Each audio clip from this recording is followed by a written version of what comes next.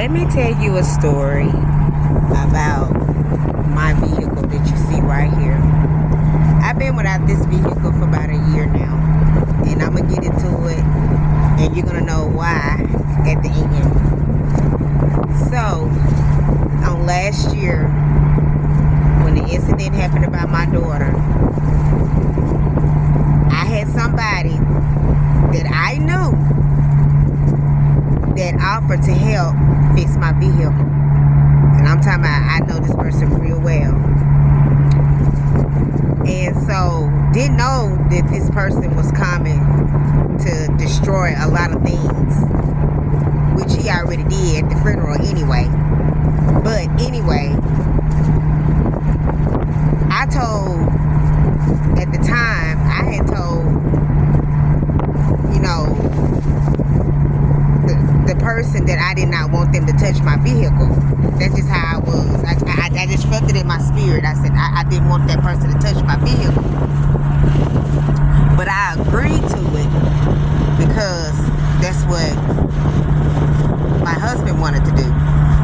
So, the long story short, the person tried to did what they wanted to do to my vehicle. Didn't even touch the vehicle. Just gave instruction to my husband to fix it, to fix the vehicle, and never did even try to. Now, don't get me wrong. He brought all the parts for it, everything. I didn't have to buy nothing, but I just knew he was coming with bad intentions. So, to make a long story short, my vehicle got messed up. Transmission didn't want to pull no more.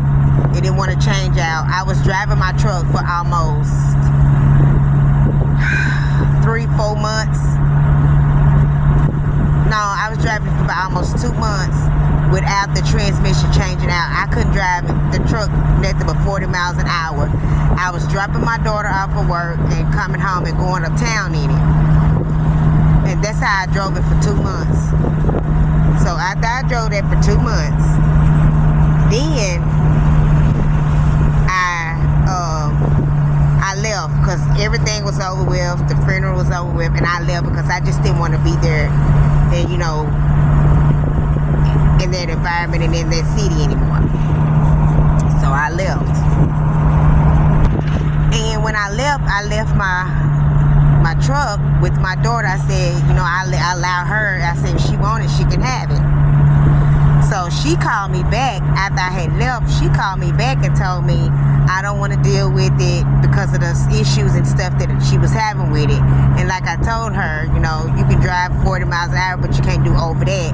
But it would get her to and fro because at the time she didn't have a vehicle. So she didn't want it. I called my son to take my vehicle down to my dad's house, and I told him just sit it there. Didn't know that when I told him to do that, I didn't know that he was going to do the things he did. So my dad had called me.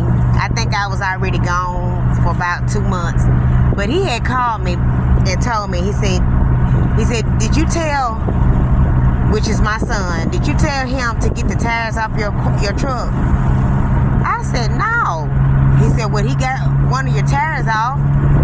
So I had to call him, and I said, why are you getting my tires off my truck? I just got one tire. I put it back on there. I get you another one. So to make a long story short, when I got back, and I wish I could have had a picture to show y'all how my truck was sitting on the side of the road, but I don't. I didn't, because I was just so upset and angry because of the stuff I had actually been through and how people just keep using me and, doing things to me. But I got back from out of town. I think I stayed from out of town for about 7 or 8 months, and I came back. Which you hear that later on about the testimony about that later. I came back and went to my mom's house and my dad's house and seen my truck sitting on the side of that road. When I tell you every last tire was on flat, and you could tell he had rolled them so much to the point that it ain't even have no threads on it. It was so bald that you could see the rim. That's how bad it was. And I think I got one tire, which I'm going to show you right here in the video. that he left on there. He took one of my rims off, and I don't know where my rim is. I think it's still on the vehicle that he had. He took one of my rims off. He took my battery off. I mean, my truck was sitting on the side of the road looking like on the side of my mama's paveway, looking like a hot mess. And it stayed like that for 1 year until this year. When I tell you that I literally been going through a whole lot and dealing with a lot of stuff, and I just don't tell people but I tell my testimony. And I'm saying this to say that after all that had happened, and I got on to my son about it, and I let him know, I said, why would you do this? And I said, I specifically told you not to touch my vehicle. So when I got ready to get the vehicle fixed, I was out of so much money. Do you not know how much these tires cost a piece? These tires, brand new, cost $175 a piece. It's not including the rim that he took out. So I told them folks, I said, look, I don't have all that to put on this truck. I said, give me some used tires. So thank God that we bought the used tires for like $40 a piece. So we got all the tires to put back on there. So I was needing a rim because the rim that was on the tire was making my truck lean because it didn't go on there. It didn't even fit on there. I don't know what type of rim he put on my vehicle, what that was, but it just didn't fit. So I had to call to the GMC and figure out where can I get a rim and how much was it cost. He said, you get them here at GMC. He said, because your vehicle's a GM Motors. I said, okay. He told me $400. I called my son. I said, do you got $400? Because I need that for my rim, and that's how much it cost. I ain't got no money. I don't have no money. I just hung up. And I said, this is the exact reason what I was saying, and this is what made me mad. So I said, well, I'm not paying no $400 because I'm just on the budget, and I'm not going to spend no money like that. So I had to call all around to junkyards trying to find the exact same rim that came off my truck. Did nobody have it where I stayed at, so I had to call outside. I think it was like 45 minutes outside of where I stayed at, and he had it, but he had to order it, and it was coming from Memphis. I said, okay. He said, is your wheel chrome or is it not chrome? Which I didn't know what he was talking about, but I said, I don't know. I said, just show it to me. So he showed it to me. Make a long story short, there was the rim. So I went and got that rim, paid $133 for that rim, put it on my truck. I went to Walmart, spent $175, replaced the battery that my son took off and didn't put it back on there. So I'm just saying this stuff, y'all, to let y'all know, sometimes you have to let your kids go because they will cause you so much money. And I told them, you are grown now. You're not going to keep on thinking that first of all, when you make a mistake and do somebody's vehicle like that, you're supposed to be to do the right thing and have respect enough to fix what you took off of that person's car that you didn't have no business taking off. Now, I told him, I said, now, I ought to take out papers out on you and have you locked up. But I'm not going to do that. So, I didn't do it.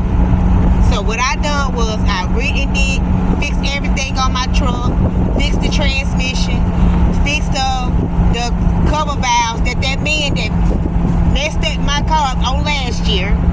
Didn't even put the seals back on my doggone truck where he's supposed to put the spark plugs in. Left that off. And I fixed all of that. And now I'm in my truck today. And I'm thankful. It was a long road to get this truck running, y'all. A long road. But I got there. And I'm thankful that I'm in my truck today. As you can see, it's back to going again. And I'm not going to let none of my family get back in my vehicle because people will get in your vehicle and tear it up. They don't appreciate it. So I'm going to keep my own vehicle. But I'm just thanking God that all the stuff that I have literally been through, I've been without a vehicle for a whole year. I literally been driving my daughter's vehicle, which I've been having trouble out of that vehicle, but I got it fixed except for one thing on it. But I'm just thankful Then now I got my other vehicle. I lost one of my other vehicles because the transmission had went on in it, and I left it in a city that I was in that was like 8 hours away, and I just didn't have the money to bring it back or to get it fixed, because that's when I was going through at that time. So I lost that, but I thank God for allowing me to keep my vehicle, my truck, and this is where I am today. This is how it looks. So I was just letting you know about my testimony, that God's been really good to me, regardless of what I went through, how I suffered. But thank God that I got my vehicle running now. It's on the road. It's doing good. Got all my rims back on my truck. And like I said, so that's all I have to say. And I pray that y'all have a great day, and know that God will always have your back, regardless of it. Sometimes you just have to go through things and go through your suffering and come out. It's this God is teaching you, and to let you know, when you make mistakes, you gotta suffer. And I did suffer. I suffered for every mistake that I made, and everything that I done, I suffered